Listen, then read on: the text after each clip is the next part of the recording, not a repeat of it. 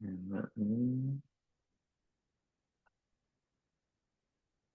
right, people are coming in. See some names I recognize. That's good. Welcome, everybody. Welcome, welcome.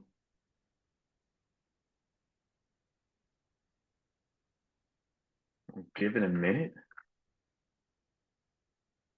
Let's make sure the chat is working. If we could put in where we're tuning in from. So where in the world are we tuning in from, assuming we have a pretty global audience? Let's see if the chat's working. New Jersey. Okay, shout out New Jersey. That's weirdly close to me. I'm in Philly. Scotland, there we go. Vancouver, Texas. All right, some more New Zealand, Moscow, Ireland, Manchester, Poland. Okay. A nice mixed bag here of Mhm. participants.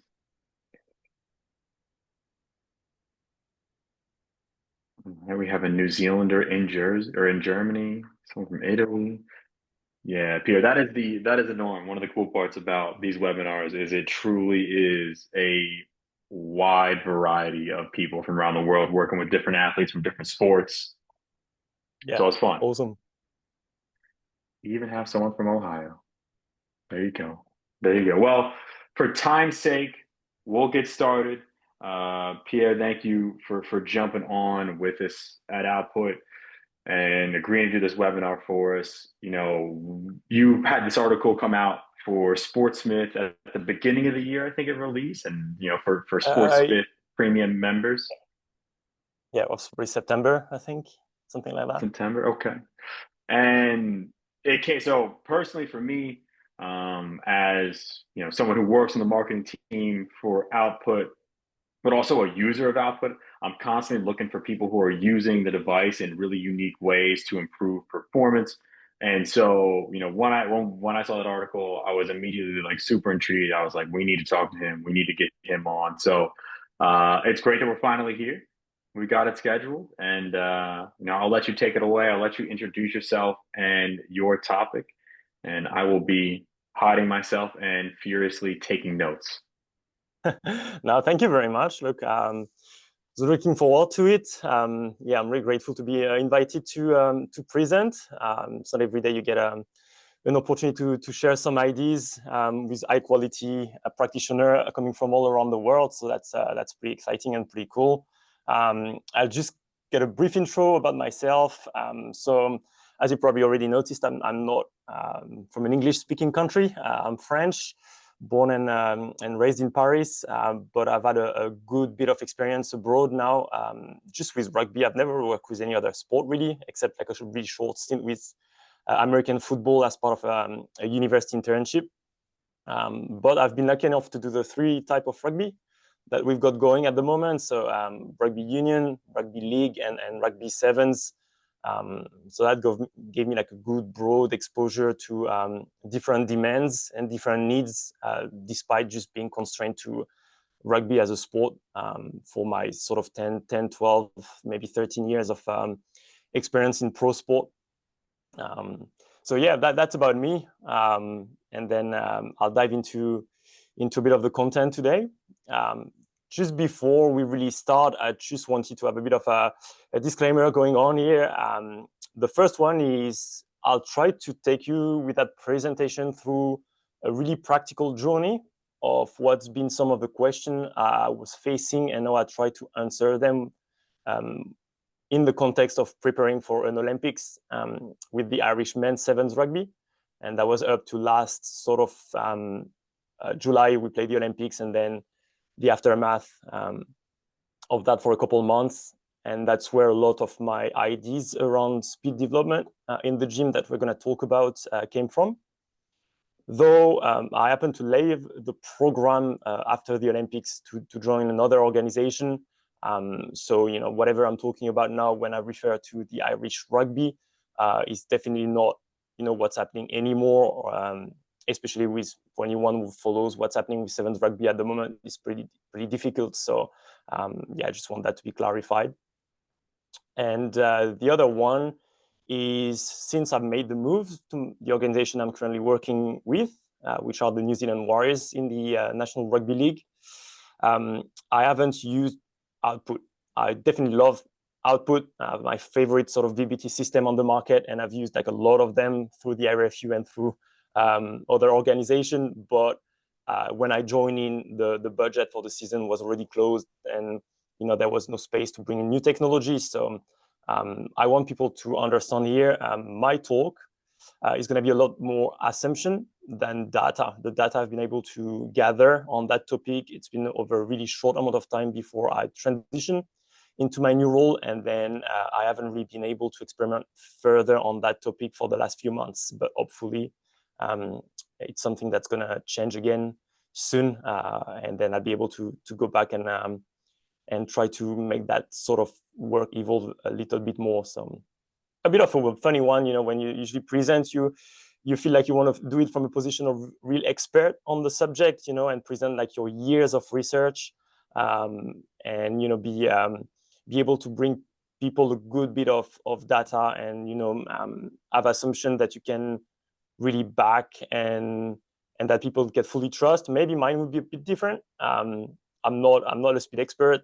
I'm not a VBT expert. I don't have hundreds of data points on what I'm going to talk about, but I'm going to talk more about just the day-to-day of the practitioner and some of questions sometimes that you're facing and how you can approach them. And that would be through that TIV sort of angle today. So hopefully still some good learning or some good point to start discussions. So start of that story is, well, what problem you're facing. It's often like, oh, you come to do something different, or try to think outside of the box. It's probably not because you just want to do so. If possible, we would all do with the tools we know, and we'll keep it really simple. But sometimes you're just faced with a problem that requires you to think about different approach and different way to solve it. For me, that problem, it's been when it came to prepare Olympics with the Irish men's sevens. If anyone know about sevens rugby, it's awesome sport, but very complicated. The guys are running at maximal speed, a crazy amount of time. Depending on a normal tournament day, you might sprint guys in each warm-up. You play up to 3 games a day, and they might have another 2-3 sprints within their games. So you could have, way over 10 exposure to maximal speed within a day, and you might repeat that over 3 days if it's a 3 days tournament. So it's pretty crazy when you compare that to other sports, just to the reality of even rugby union or rugby league. That's way above and beyond the high speed or very high speed or even maximal sprinting demand that other sports are facing.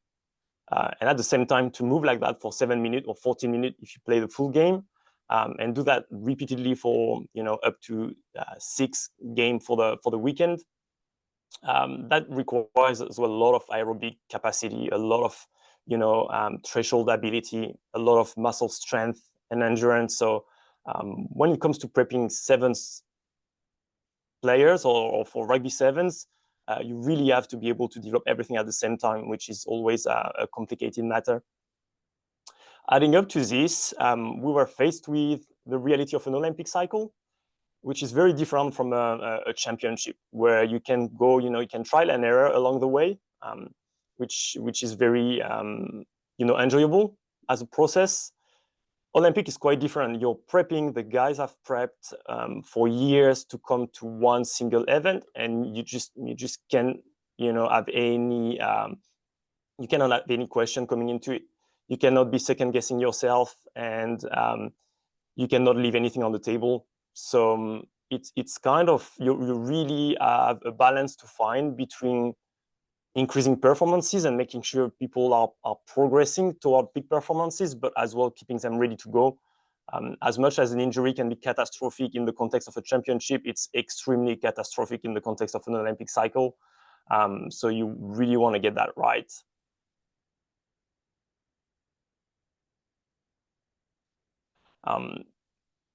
So we approached trying to get the guys ready. First, we had to qualify. It was sort of a 2-year journey. We had to work and to qualify.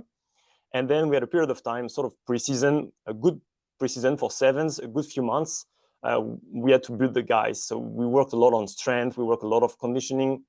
We did a lot of speed. The good thing with sevens is people are not afraid to go fast. They know they need it. So we will have up to close to 2 hours of speed work per week, which is unheard of in most other team sports. So very lucky about that. And we had a pretty good season, to be honest. The Irishman Sevens finished second that year on the World Series, which is their best finish ever. And we had some really strong performances along the way. But my feeling, as we progressed through that season, is we were still like missing a small piece of the puzzle. And it was kind of hard to identify, because when you get pretty good results and guys were healthy for most of that season, you really have to think hard about like what you might be sort of missing on. And I didn't have a lot of data to say we're missing anything. If we looked at our like maximal speed exposure, we're hitting good numbers. Our boys were really strong. Our aerobic capacity that we tested through 2K time trial or broken bronco or the tests like that was tracking really well. But despite all of this, there were some signs, like we were very good in dominating collision, but often we're losing like important races throughout games. We were really able to take teams all the way into a bit of an arm wrestle, but whenever we came to team like New Zealand or Fiji that have really a lot of speedster and have a long range try ability, we're struggling to cover the ground, struggling to match their sort of pace and speed.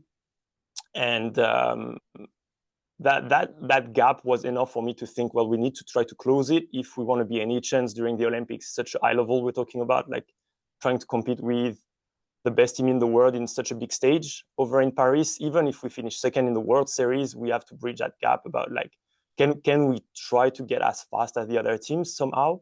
And trying to develop speed with some of the fastest team sports athlete in the world is quite a big task to go after. In that process, I thought, okay, we have a lot of our gym work was kind of traditional gym work.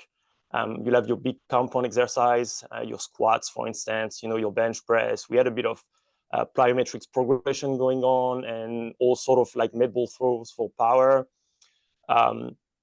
But we didn't really did anything really speed specific in the gym for a long time. Most of our speed work will happen on the pitch. We'll go out, and that's where we do our drilling. We'll do banded work. We'll do maximal velocity, stimulus. We'll do acceleration day, deceleration day. But that would not be a gym-based activity. It will always be done on the pitch.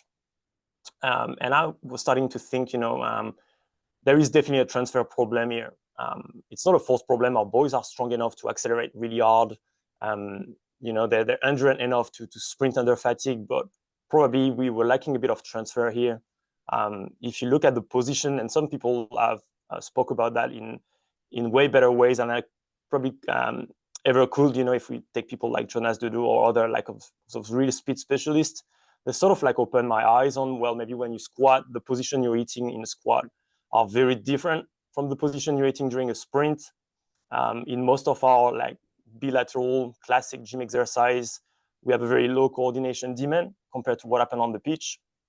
And at the same time, we're all faced with only a limited amount of time we can, spend on speed development when it comes to pitch practice. So the thought started about, okay, we've got that amount of time. It was probably another sort of like 4 months, 6 months in that range before the Olympics. And we started to feel, okay, there is probably space to take some of that speed-specific development in the gym and not overload the guys on the pitch, coming back to that balance between performance and readiness, just fighting out to get that right, not precipitating any injury by exhausting people on long pitch practice, but still trying to force some of those speed-related adaptation.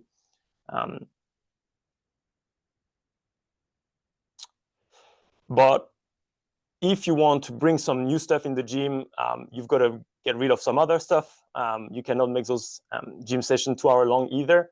So we looked after, okay, can we just really cut the junk So we did a good work about how can we come to a point where only what's really truly essential is going to be part of the gym session, and speed's going to be integrated more, strength is going to be maintained, and still we keep those sessions around the 45-50 minute mark maximum, and that would trim down to even 25-30 minute session maximum as we approach the Olympic, to try to not create too much CNS fatigue and just too much like scheduled pressure around the boys. So in part of that thinking was, can we do more work and can we drive intent and competition, but can we do that really effectively? And I will talk about, how VBT sort of help chasing those sort of needs, and as well just come to what's most important. And as I just touched on, there was that sort of like overwhelming feeling that we needed to include more speed work. So when we say that, like, speed is really big topic, it's a huge topic. So how do we go from, okay, thinking about trying to take speed into the gym, to what are the sort of like maybe 1, 2, 3 movement we can systematically go after in the gym and try to get some good transfer and improvement. And the last part of taking junk out of the program was what I refer to as sort of like a concept of 50% share variance. It's something you always find in studies, or find quite a bit in studies, if 2 factors that you're measuring have more than 50% in common, or are affected the same way, above that 50% mark, then probably they're telling you the same thing and you can get rid of one of those. So we try to look at that in the gym as well. If we have 2 movements that have more than 50% of things in common, being like the tempo of the lift, the position we're eating, the concentric to eccentric sort of ratio and focus, then probably we can just keep one and get rid of the other. So that's not an easy task to trim down the gym, especially when you're a strength and conditioning coach. You feel like everything is important. So, but we needed to make space to get after speed a little bit more. As I said, so that's probably where we used to use VBT, but VBT became a huge part of our program as soon as we identified going after speed and power a lot more. There is tons of studies, so I won't spend a lot of time on this. I've got some papers here, but there is a lot more, and there is people that have spent years working on VBT and that have like a wealth of knowledge around VBT and that people can go and refer to. But the main one is, whenever you've got that velocity-based training or maybe informed training, the intent in the gym just go through the roof. I've not worked with any player so far that doesn't love numbers. So when you put a player, if they cannot lift as heavy because you're not going after maximal strength, and you're going more after the speed and the intent of the movement to develop more like power or speed, having a number still is really important for most players. If not, you see probably a big drop in intent most of the time. So having a system in place, having a device in place, and that device being output at the RFU was hugely helpful. We could get a strap on the guys, get a strap on the barbells, and keep prescribing, lower weights and some speed zones, and get the guys to hit those velocity and get the adaptation we wanted. The other great stuff about VBT in that context is its ability to help you with fatigue management. As we said, like getting toward a really big goal, in that example being like preparing for the Olympics, but for people who work with teams, or when you come to like big games or back end of the season, there is a concept that's being talked a lot about, which is just looking at velocity drop-off. And that can be different things and can be different drop-off, but basically having an idea of how much you're accepting velocity of the lift to drop before you cut off that session for the players or change it. And there is a lot of research showing that this is really telling about central nervous fatigue. So having that in place and being able to tell the guys when they've done enough and have that backed up by number in the gym was really helpful as well, rather than letting everyone go through the session as prescribed and then having to run your usual neuromuscular testing 2 days later and find out that maybe you pushed a bit too hard. You could do that, in real time in the gym. So in that sense, VBT became a non-negotiable for us, and we had output unit on every single movement leading in the last sort of 3, 4, 5 months into our Olympic preparation campaign. The other thing is coming back to, okay, we've identified that speed is really important. Speed needs to be something we approach and try to develop in the gym. We had to think about, okay, what movement are we talking about? And then we went and did a lot of research and look at, real sprint expert, things that artists are doing or speed works are doing, and try to identify what would be movement that are part of expressing a maximal speed that we could take and try to stimulate in a gym setting. In doing that sort of research, we found that there was something about that hip separation action, that happened when you're running fast, and without being just technical, basically that scissor sort of action that you've got when people are exchanging lamp in the context of upright running, felt like that was a really important one because we could see it in a lot of different shapes. So even though it's and we're going to talk a bit more about it, it's extremely important in maximal sprinting context. It felt like that's the sort of body shape that the guys were eating as well when they prep for a change of direction, when they're involved in most of their action on the pitch. And we thought, okay, there is something about going after hip separation. It's not new that hip extension is something really important for power, and we had some hip extension work in the gym that we will do from a maximal strength standpoint all the way up to more power velocity based movement.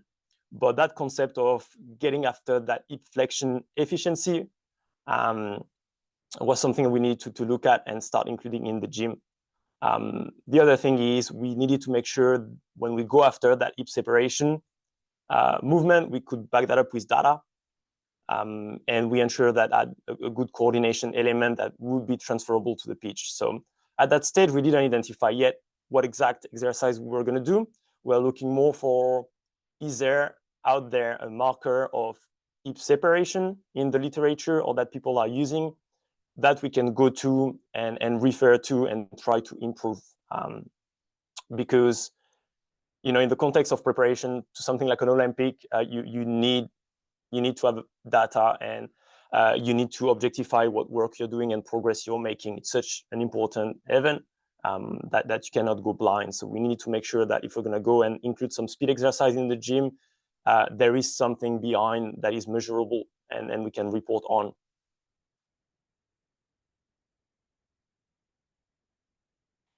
So through going through literature and listening to speed expert here and there and try to brainstorm with a few people, we came across and we identified TAV, which is the rotational speed of the thigh around the hip, as a marker that sprint coach are using that we can find in the literature.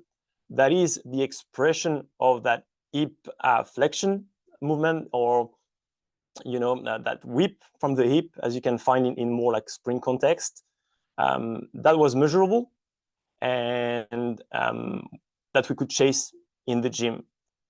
If you go through the literature, TAV is highly related to high speed. So in papers, you could find that faster thigh angular velocity were a reliable predictor of sprint velocity and acceleration quality. And what's very interesting is studies show that it is true across different group of athletes. So it's not just a 1%er, let's say, for very high level sprint athlete. When they looked at team sport athlete, that ability, that TAV speed was as well correlated to better maximal sprinting speed. So it's not like you've got to be a sprinter to benefit from increasing your TAV in the first place. Even a team sport athlete that increased his TAV would have improvement in his maximal speed. So there is definite transfer here. It reflects as well coordination. So that scissor action, when you're flexing one leg, extending the other, that coordination demand that you find whenever you do high-speed running, it is as well measured by TAV. You have early and late TAV when you go through the literature, one being more related to repositioning of the lamb before you're going to go and attack the ground, and the other one linked more to that velocity on the touchdown. That's more like technical speed-rated stuff that we did not overly worry about at that stage. We just knew we had a marker we had identified that we could try to transfer to a gym exercise, and that would potentially have transfer into our speed work.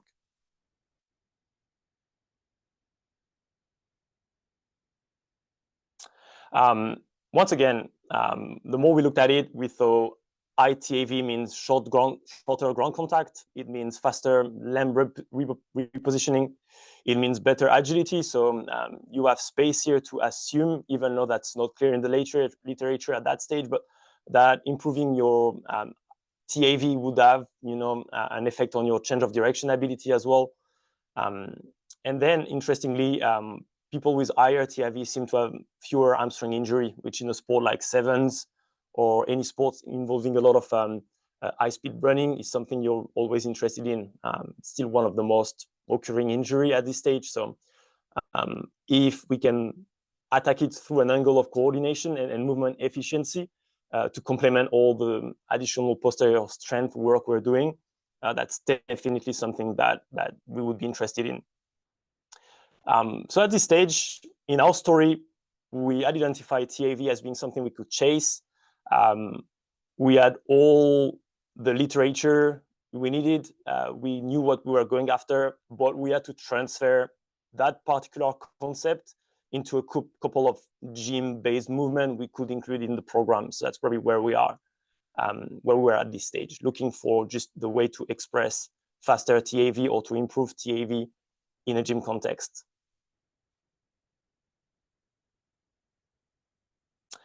To do so, it was quite obvious straight away that we will not be able to rely on traditional lift. We were forced to think a little bit outside of the box, if I may say, for various reasons. First, to go after TAV, we need close to maximal speed movement. It's very much a velocity-based movement and not something you would train under really heavy load. So the tempo and the speed of contraction is fairly different than what you will find in most of our traditional lift. When you take the example of a back squat, a very slow build, more like a grind contraction sort of thing, that would not transfer to faster TAV. And even our classic hip extension work, being, for instance, trap bar or those kind of exercise, even done at lightweight and even with maximal intent, will still fail to produce, the sort of velocity range that we want to look at when we go after something like TAV. So we had to find different exercise. As well, we had to make sure we had that coordination element, as I spoke before. So that means, ensuring that we have that sort of switching or scissor action within the movement we're choosing, making sure we have a hip that extend and a hip that flex as we get through that work. And that wasn't possible through most of our current gym exercise. So we had to look elsewhere and try to find some of the answers. So we came to a shift with all that sort of knowledge we gathered, or all that thinking we had prior to entering that last sort of 3-4 months into the Olympics. We had to make a big shift in the program. That was quite risky at the time, but we decided, okay, we are gonna integrate VBT and make sure we look at fatigue and percentage drop off to avoid any CNS overload. And we're gonna bring speed into the gym, and we're gonna go after something very specific, TAV. So a first way to have a look at on the VBT, on the velocity base training style or side of things, that's just an example of how we are just training. We did a lot of high velocity potentiation cluster at that stage. So we would take like lighter weight that we will track through our VBT system, and we will have a clear drop off for each session. In that example, would be a 10%, meaning every time someone would have a rep, that is below, exceeding a 10% drop off, that person would be asked to rest for a certain amount of time before going again. And then if we had a second drop in that session, that would mean the end of that session. At this stage, we felt like we were so on the side of making sure people were ready, still developing, but first of all, ready and healthy, that we had no problem cutting sessions short based on number that our velocity-based system will return. As well, if anyone has ever faced that kind of a pre-Olympics or pre-big competition phase, there is a lot more anxiety around the gym work from players, a lot more anxiety around injury or around fatigue. So having that for them was really comforting. And through using output in our lift, we could build a good awareness and motivation in athletes. They were ready to go after it, feeling safe by having that drop-off net. And they knew that we looked after them if they show any signs of early fatigue. So that was, a first big one for us. Make sure we have exercise that we track, make sure we have real-time feedback, and make sure players know we're going to act on them and they're sort of like protected by those thresholds. It's not a punishment, it's a protection mechanism we're putting in the gym to make sure people can really give their best to each exercise, but know that we can identify fatigue and we can make sure they just get what they need from those sessions and no sort of junk volume or no additional CNS fatigue that was sort of unwanted at that stage.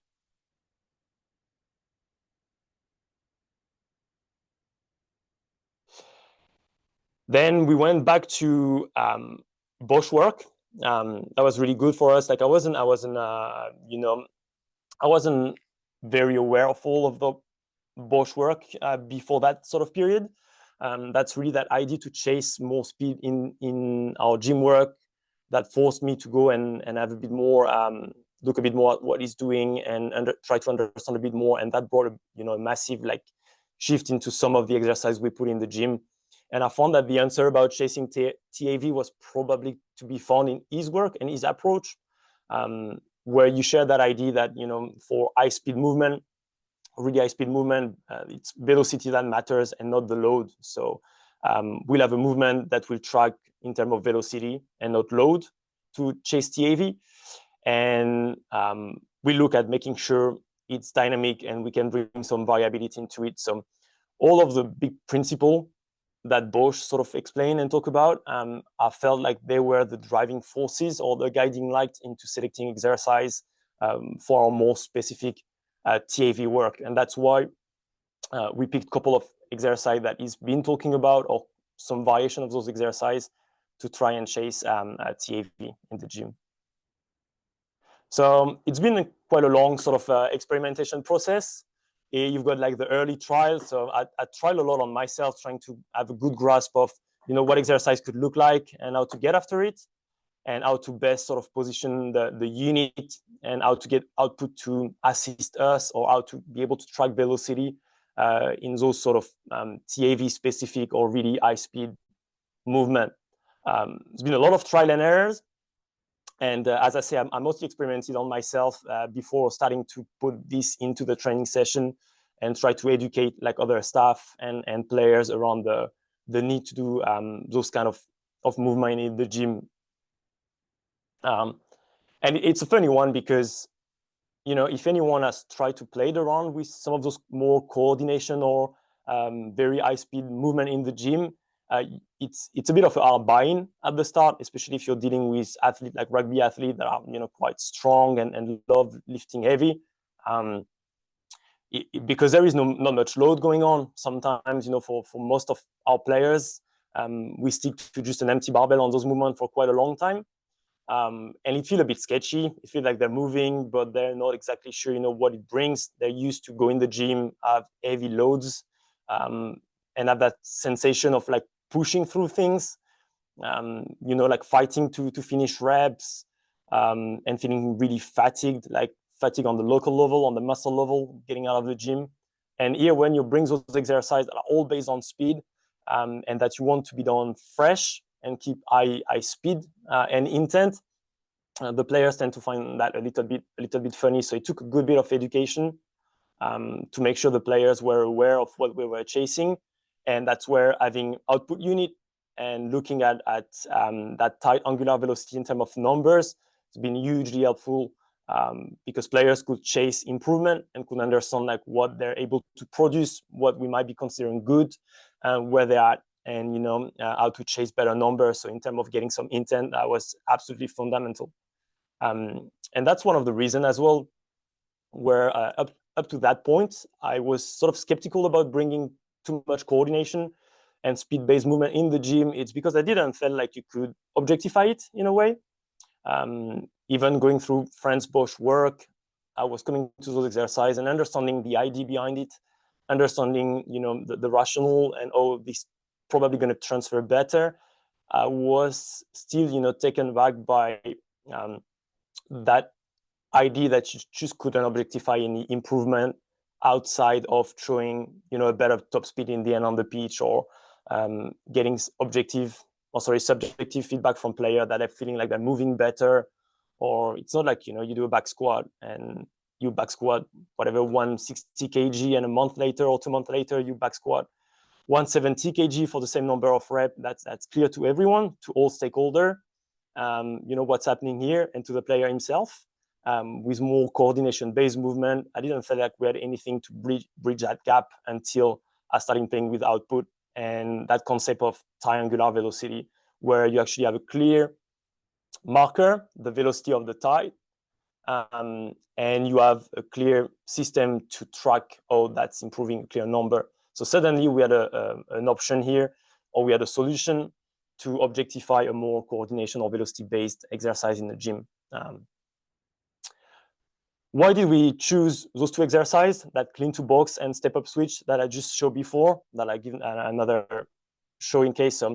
This one would be like, let's say, a clean to box here, a variation, and that would be what we call the step up switch. So why did we go after those two exercises? First, as we kept playing around, we felt like we needed an exercise that would stress that flexion phase of the TAV. So as I said before, you have early TAV, late TAV sort of phases. But it felt like we needed to measure that flexion phase, probably put a bit more emphasis into it. As studies were sort of saying that probably what mattered the most, but as well in the context of team sport, that aggressive hip flexion seemed to be more a position we were finding players in, and one that's more easy to transfer to the pitch.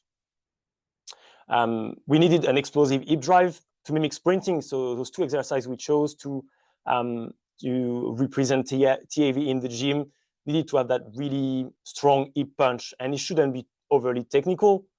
Once again, if we're going to bring an exercise in the gym and get the boys to get through it, we couldn't afford to have a 4 weeks period of teaching a very complicated movement. So we had to go with simple movement that everyone can pick up quite quickly, and that has a strong result. So when explaining the guys how to do it, the knowledge of results, so what it should look like when the movement is finished, would be the main driver into teaching player how to execute, rather than taking them through too much of the science of what position they should be eating. Those two exercises are very good for that. So let's say in the clean to box, you can just tell people you've got to start in that like RDL position or that split position, punch your hip, so have that really massive hip drive, and just land onto the box, keeping a good tall trunk. And with those simple sort of indication, you get people to go through the movement. Won't be perfect from the first rep, but you sort of get what you need in terms of the position they're eating, and it's pretty simple. Similar for the step up switch, we start on the box. You drive that hip really fast up as you're switching. Your limbs, it's quite easy for everyone to grasp that idea, and for the players, and it ticks that box of having that sort of like hip drive, similar to what you will find in upright running. And of course, last component is those two require a little bit of coordination. So you have a limb exchange on the step up switch, which is probably a level higher than the clean to box, but even the clean to box, getting the barbell up on your shoulder as you punch your hip through, that brings some force coordination. and some co-contraction, as Frans Bosch talked about, that would tick that box as well in terms of being a movement where we can hopefully find some transfer.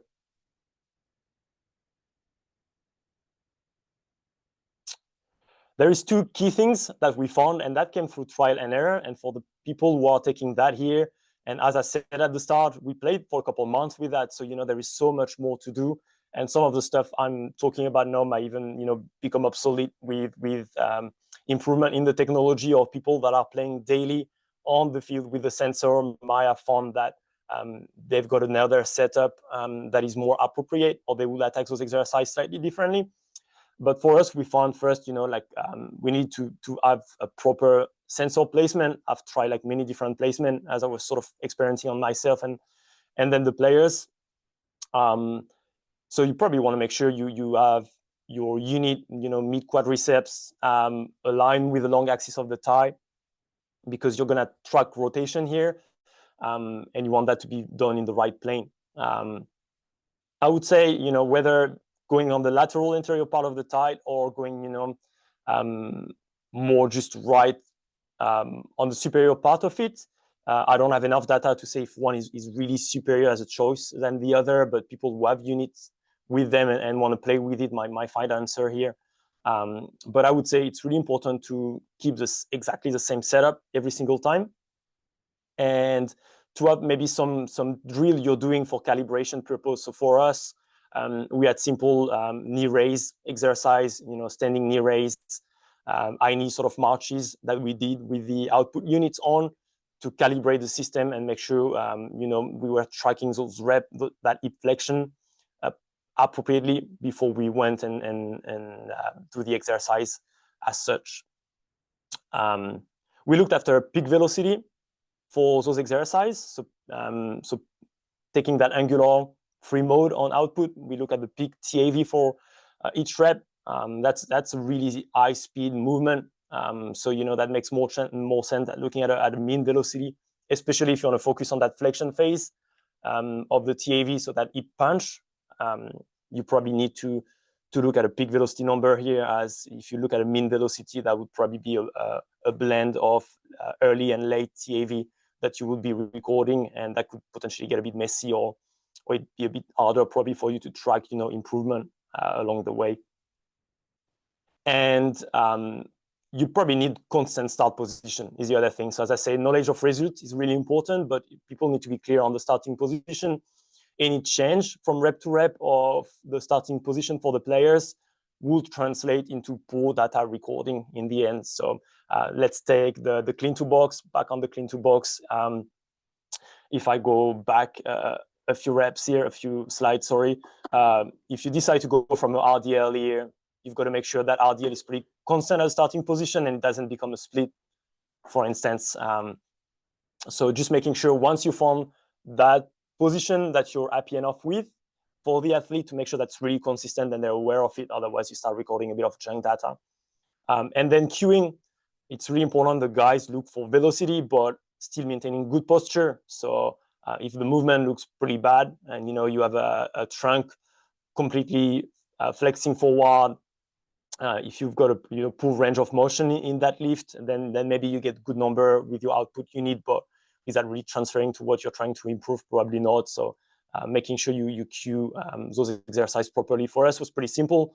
As I said, for the clean to box, we just wanted people to land aggressively and have a really big high knee punch or hip punch into the movement. And for the step up switch, we wanted to spread that velocity and keep that knee up on that flexed knee, and ensure that would be a movement that they would do as fast as possible.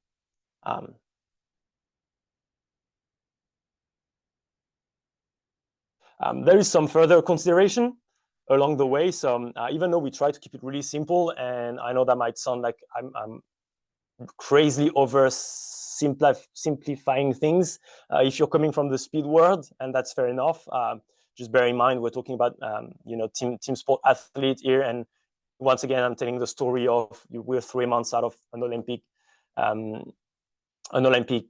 campaign, an Olympic game here, and we're trying to chase those things, and we have to keep it pretty simple.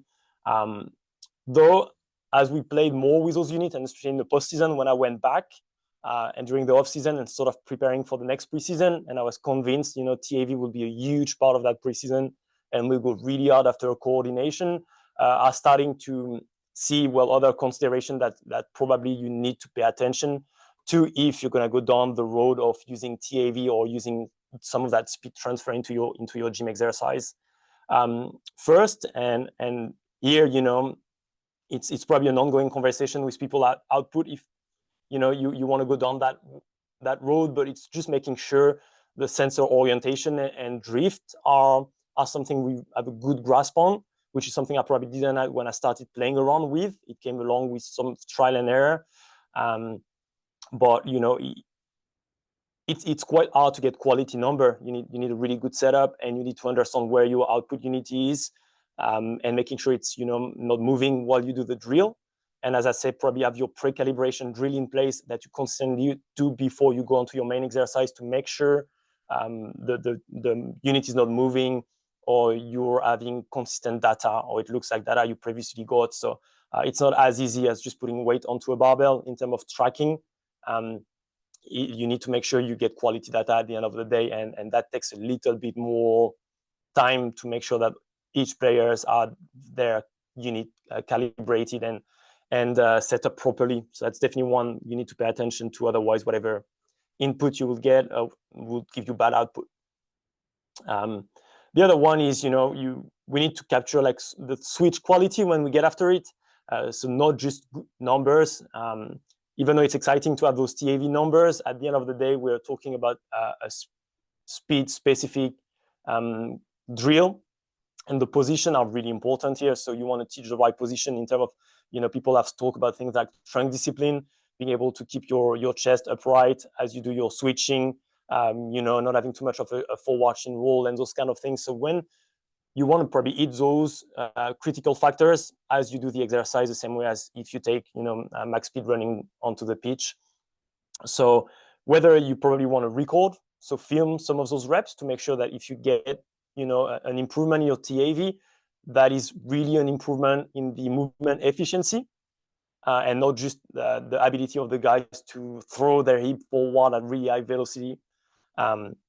Or you need to make sure you have eyes on, which in terms of logistic might be a bit sometimes constraining. Other one is, it's interesting to compare left v right in a lot of instances, and especially for injury prevention. If you pick up like big discrepancies here from the cohort of players we had, I found like 10-15% of discrepancies between left and right didn't seem to mean much. The players were still moving really well onto the pitch and speed activity, but above and beyond that sort of 15%, then it often correlated with other stuff going on, being like, a groin squeeze that wasn't tracking really well, or players feeling, limited in certain range of motion. So looking at the symmetry is really important. But we've got to look at when the peak occurs, when you track your velocity, not just a one-off, but make sure you look at trends along the way. That would be probably some of the further consideration if you start adding this in your program consistently. So once you look after TAV, you decide you're going to look after TAV in the gym, you probably need to come up with a system. And so this is some of the data I can present here. It doesn't mean that's what you will find in your own populations. Once again, it's only here, we're talking only about the bit of experimentation I've been able to do with a really restrained group of 7 players. So I'm happy to put some data out there, but people might find completely different data, but that's sort of the range we found. And more important than the actual velocity we got on our output measure, I think having a bit of a system early on was really helpful. So if you see that TAV improving and it looks good, you have eyes on as we talk, and they're eating the right postural condition that you've preset, that's probably a good signal for you that you can progress that work. So you can start adding maybe a little bit of more load into that, let's say, clean to box, start loading that barbell a little bit more, start manipulating heavier med ball if you do the step up switch. On the other side, if you see like that TAV is sort of, decreasing along the way, or if you notice like the rep quality is not there, so some of the players who start and they do all right at really average velocity on those exercises, and then their very competitive mindset take over and they start like not paying attention to any technique anymore and just punching hip in all direction, flexing trunk forward just so they can get higher velocity on their output sort of unit, but you're losing any quality and potentially any transfer. Though if you see the intent is right, the player is really focused on doing the movement well, but the quality is still decreasing and TAV is decreasing at the same time, it's probably telling you something about the neuromuscular fatigue happening here. And similar to having a drop-off when you do barbell work and say, okay, if you go above 10% drop in velocity, that's where you stop. We had that as well when it comes to TAV, which I'll touch on just after, but that's probably a strong signal. TAV is going down, the quality of the movement is going down. It's probably, we're probably talking about neuromuscular fatigue here, and you won't get much more adaptation from keep pushing the athlete. You might as well have a stable TAV, and the players are able to maintain that TAV as you're increasing load, which would probably be a sign of pretty good adaptation. Especially if you have someone who's already tracking well, it's getting more the higher range of TAV, and as well who's performing well in terms of his speed work. And you're putting more weight and is able to maintain that TAV. That's an overload. I believe there is space for overload in those high coordination exercise. The same way as any other way in the gym, even though we're talking about really high velocity, you're not necessarily chasing just faster and faster and faster speed, because there is probably a finite range of tight angular velocity you can hit while maintaining proper postural element. So if you want to overload that ability, it might come from just increasing weight or increasing range as you go, like you would do with any other exercise. And as I just said before, left via right symmetry, I think, is a really good indicator, whether it's something that we could look in terms of return to play as well. When players are not yet ready to hit maximal speed, could tracking their TAV could tell you if someone is ready to actually go back to maximal sprinting or near maximal sprinting. Would you chase, getting back to your initial TAV numbers in those kind of like really controlled gym-based exercise before you try to transfer into speed work? I don't know. Not enough data, probably not enough research on that aspect, but potentially an area that could be interesting to have a look at, and looking at left via right as well as asymmetries as a potential, injury preventive measurement.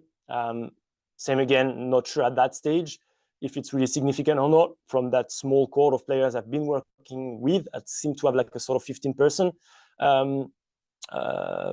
asymmetry threshold, and above which I started seeing other measurement going down. But whether that applies to bigger population, I can't say at that stage. But anyway, coming up with your own system here might be interesting. Not just recording data, not just looking at trend over time, but as well like putting into a system when you can really be proactive, and that can inform choices you're making around your training content and your progressions.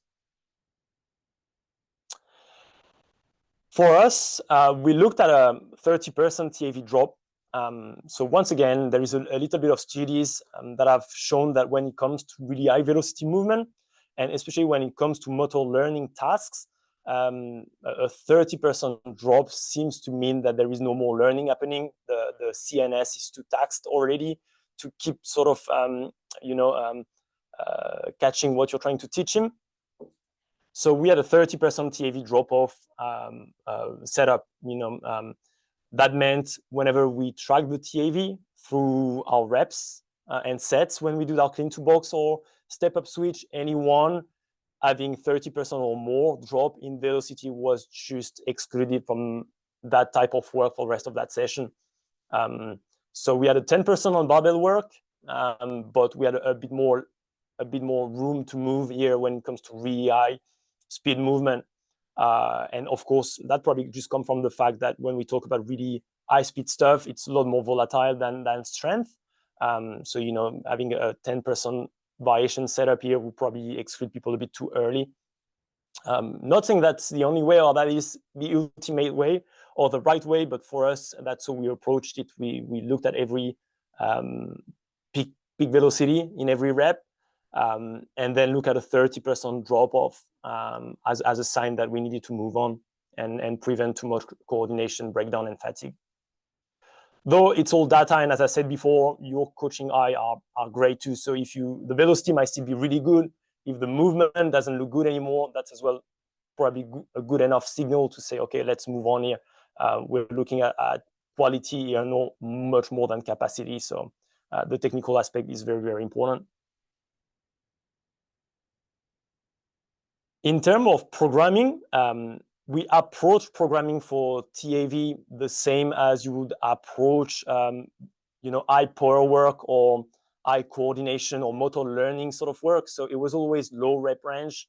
You never want someone to, fatigue from a clean to box, for instance, because of the number of rep. They shouldn't feel like from set 2 to set 3, they start fatiguing and they feel it coming the same as you would do as you get through a 5x5 in squat, for instance. That fatigue should happen suddenly. It should be sharp because it should be from your central nervous system being like, no, I cannot take that on anymore, and not from your muscle getting fatigued.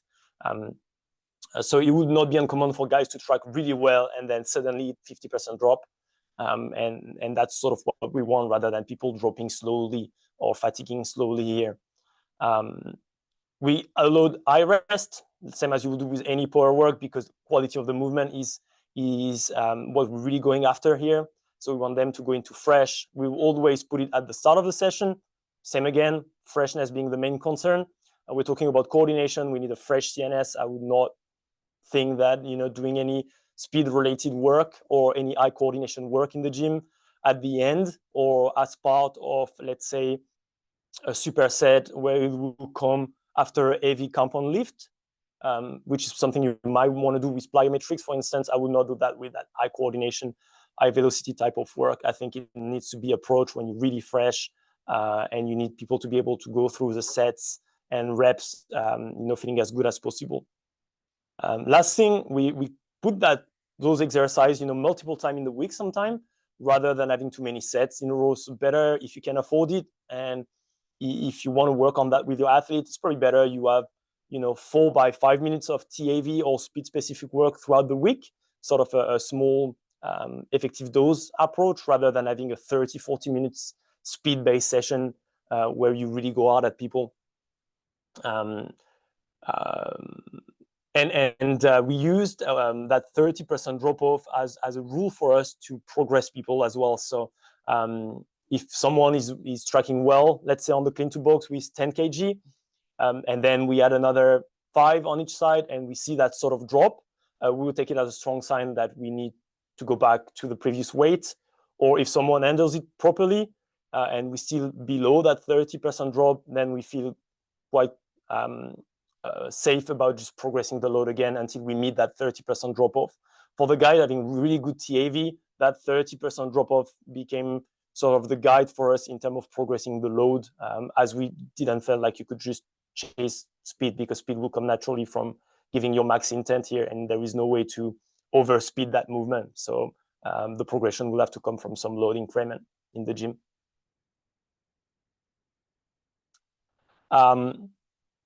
What we observed in the final week now is there a transfer between all that work in the gym that we're doing and those TAV number tracking well and making some progress, and the reality of sprinting? I don't know. I don't have enough data here to say yes, definitely had a huge impact. But some observation, honest, objective observation we could have is after we introduced those coordination-related work in the gym, we had one thing that we did every single week, all throughout the season, is getting people to hit max speed a couple times a week, GPS on, looking at max velocity. And that would happen at the same time during that training week. So it would be pretty standardized the way we would do it. And what we noticed is definitely our athletes were able to get to their top speed, or even for some of them, get new top speed in that period after we started focusing more on coordination and TAV work in the gym. Now we're in the context of an Olympic preparation. we were getting closer and closer from, D-Day at the same time. So, there is a lot of hormonal, there is a lot of motivational, a lot of environmental factor coming into the picture as well. So that straight relationship between TAV work and we got better speed capacity on the pitch. There's still a cloud of other factors here that are involved as well. We definitely saw less fatigue as per reporting. We get player RPEs after every session. We saw a decrease of RPE. We saw people in just conversation we had with them around their monitoring time, daily conversation, saying they felt like less fatigue, and they felt just more fluid. So when we did all our speed work, all our drilling, people moving well, people saying they feel like they're moving well. Once again, very subjective. So people can, be skeptic about it. Fair enough. But at least the buy-in was good in the gym, and it felt like people were feeling as this work was transferring well into their sort of speed drilling or ability to go fast on the pitch. And probably most importantly for us at this stage, we had really high engagement in gym session. No fear of fatigue. People know that VBT is here. They're going to be pulled out of exercise if they're fatiguing too much. They can go after it. There is numbers to back any progression, that coordination, velocity-based stuff. So we had really, really good intent in the gym session. That's probably like the best, thing we could ask from all that work we did in the end. Probably if we had great intent and good realization in the gym, hopefully we get some effect out on the pitch, if we're not too bad in terms of our programming. And as well, just a healthy squad, no injury for those months of preparation, despite, going after it a fair bit in terms of, the training demand and stuff. So hopefully looking at that movement efficiency in the gym had some impact in that sense as well. Moving forward, I think still you cannot just go down the road of saying it's all about speed. You still need to be strong in sport like rugby, at least. Nothing is going to ever take the place of max strength, and that's the prerequisite to anything. So it's important to balance that strength need with that velocity need. And when it comes to implementing TAV work, not in the context of preparing to a big event, but maybe in preseason, for instance, which is what I've done here at the Warriors, without being able to track data for some reason, but starting the season with a lot of coordination-based work before you go on to your strength work, you still need to have some kind of system here to make sure people get what they need. So probably if you have a sort of a quadrant system, such as this one presented here, or your own system here, I would say you need to balance that, make sure guys are strong enough first, and then you can chase some high speed adaptation here. And how you're going to approach this, if someone is strong but has a low sort of TAV, what kind of drill you can put in place here, or you're going to focus on it. What is the exercise selection? Compare if someone is really strong and have a really high TAV already. So here you can see that quadrant and the type of exercise we will choose and push, and the sort of programming principle going with it, making sure we respect that strength is definitely a prerequisite to any high velocity work. This will go as well by experience from the players, I would say. Your older players, if you have players in your system that have 10 years of experience, they're probably strong enough by that stage, they've earned the right to be at that level. Yes, you need to stay strong for injury prevention sort of purpose, but you probably could attack that high velocity work or coordination work a lot earlier or a lot more aggressively. With younger players, you probably have a lot more room to first go after the basics, build the foundation, look after maximal strength before you spend too much of your gym time looking at coordination or high velocity sort of adaptation.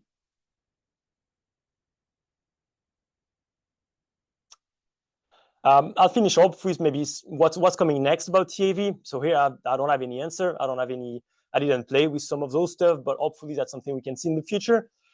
Right now with output or velocity based system, we'll just look at that peak moment. But angular velocity is a curve at the end of the day. So I'm seeing probably things like the sharpness, the raise of that curve, how it behave rather than just the peak moment might be something interesting in the future. And can that sort of help profiling people the same as we do with a force velocity profiling system? I don't know, but that could be an area to look at. it could be, as I said before, a good way to look at injury potentially. Is TAV saying anything in terms of symmetry or in terms of return to previous TAV data? Is that something that has an impact on a return to play sort of process? That might be another thing people want to sort of look at moving forward.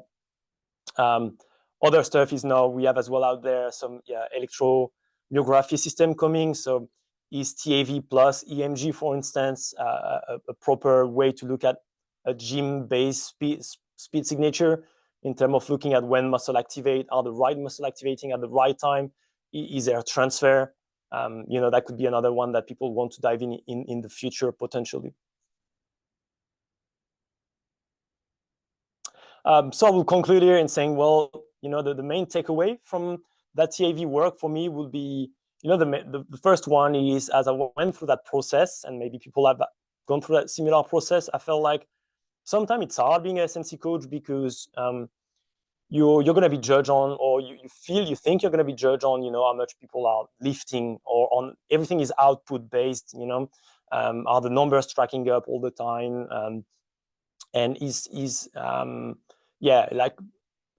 what about the quality of things? So that'd be probably a difference between effectiveness, and efficiency. Yes, you can get people stronger in the context of your gym work, but are you looking at movement efficiency? Are you doing anything in terms of making sure people move better, and that movement trained in the gym are going to have good transfer to movement they're doing on the pitch? It's not that easy to do, and it's not because we don't want to. It's probably because of the constraint around being a strength coach culturally. I felt like TAV or that sort of line of work just gave a full new opening on that question. If we can bring efficiency into the gym and still have numbers, still track it the way we can do with output, for instance, and TAV, is that opening then a way to just, validate your work as a strength coach through improving people efficiency and not just effectiveness? That's kind of a question here. TAV is still a proxy for upright running efficiency. And I think one of the main role of a strength coach in running based sport is to have an impact on upright running quality. And that doesn't mean it has to be happening only on the pitch. I think there is space, and that whole talk was about that, to keep that in a gym context as well.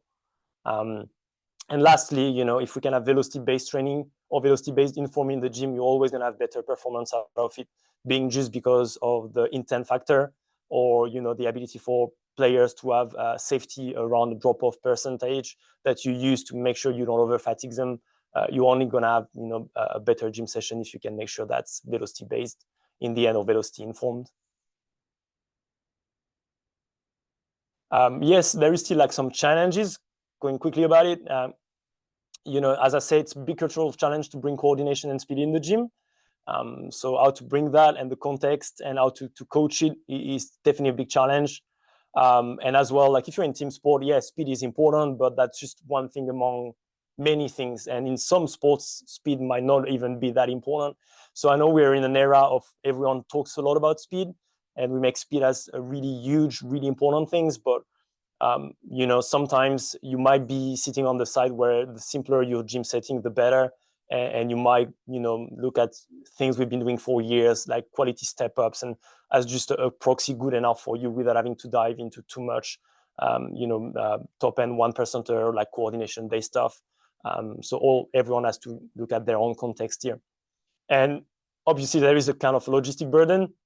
You need, if you want to use those coordination exercise and have a profiling going on, or if you want to make it clear for people to see any improvement, that requires technology, that requires investing time in coaching, making sure you eat the right position, that you have eyes on all the time. So depending on your coach to athlete ratio, putting a clean to box or a step-up switch in your gym and making sure that gives you good data and it's executed properly might be a bit of a challenge too.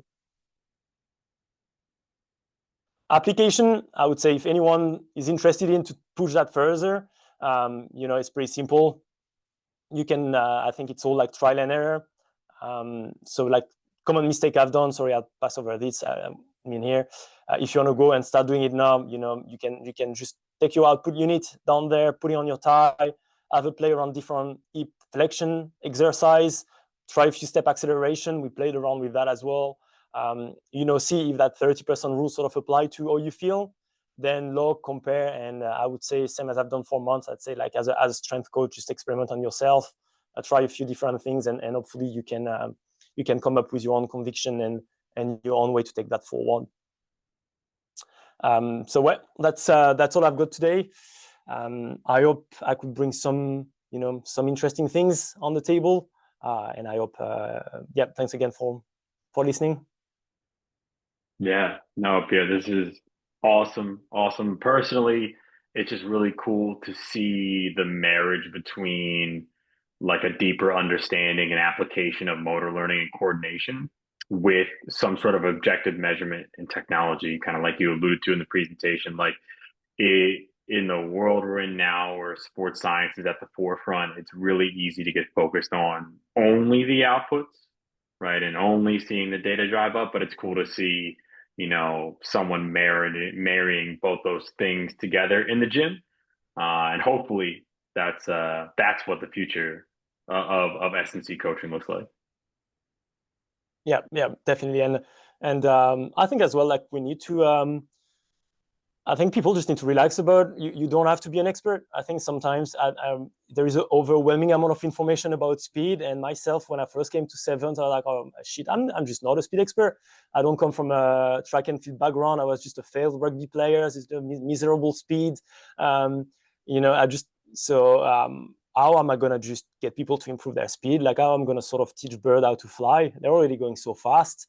But I think like not being just overly, you just need a couple simple stuff. And I think people like Jonas Dudu again with speed work, or Stuart McMillan with Alti, so they're outstanding at just giving you a bit of understanding of some technical component that you can transfer without being an expert yourself. Just key positional things that you can just take and implement it.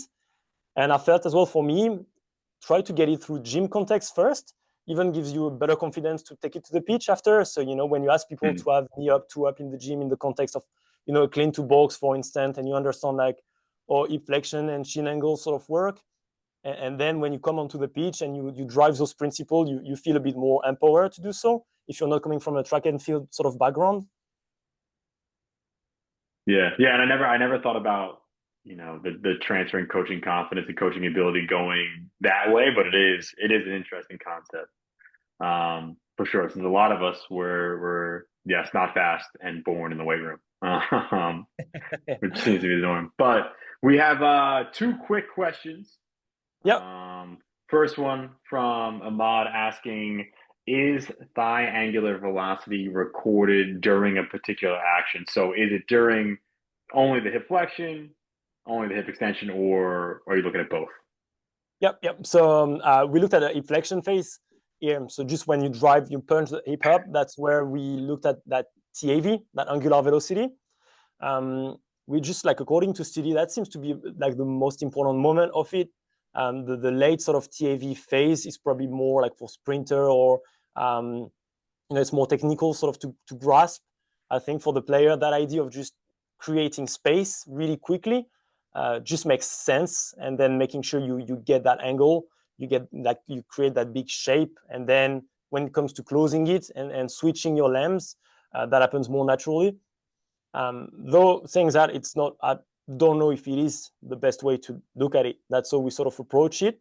Maybe some people will argue that actually looking at the hip extension phase, or like the late TAV phase is maybe like a better way to look at it, and that would be probably fair enough. I would just say if you just look at everything at the same time, that might be difficult because the unit will calculate the velocity on the way up and on the way down, and it can become confusing to know what you're actually looking at long term. So that's where you kind of like stop each rep at the top of the movement, and then that's where you record rather than having back-to-back reps when you execute those kind of movement. That's how we sort of like approached it.